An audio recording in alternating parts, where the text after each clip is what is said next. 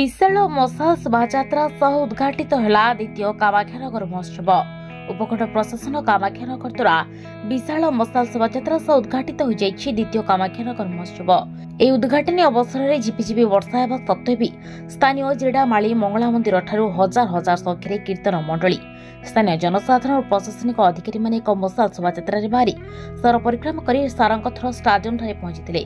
सेठरे राज्य खनि इस्पात और पूर्त मंत्री प्रफुल्ल कुमार मल्लिक मुख्य अतिथि भाव में जोगदे आनुष्ठानिक भाव में महोत्सव उद्घाटन करथिबा बेले ଏହି କାର୍ଯ୍ୟକ୍ରମରେ ଅନ୍ୟମାନଙ୍କ ଭିତରେ ଯୋଗ ଦେଇଥିଲେ କାମାଖ୍ୟାନଗର ଭୁବନ ପରଜଙ୍ଗ ଓ କଙ୍କଡ଼ାହାଡ଼ ବ୍ଲକର ବିଡିଓ ତହସିଲଦାର ବ୍ଲକ ଅଧ୍ୟକ୍ଷ ଓ ବିଭିନ୍ନ ପଞ୍ଚାୟତର ସରପଞ୍ଚ ସମିତି ସଭ୍ୟଙ୍କ ସମେତ ହଜାର ହଜାର ଜନସାଧାରଣ।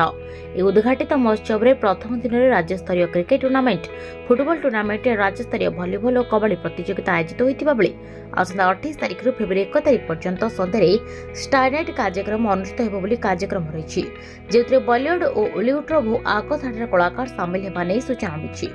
कामाख्यानगर सुमोद कुमार जेना रिपोर्ट, सूचना मीडिया।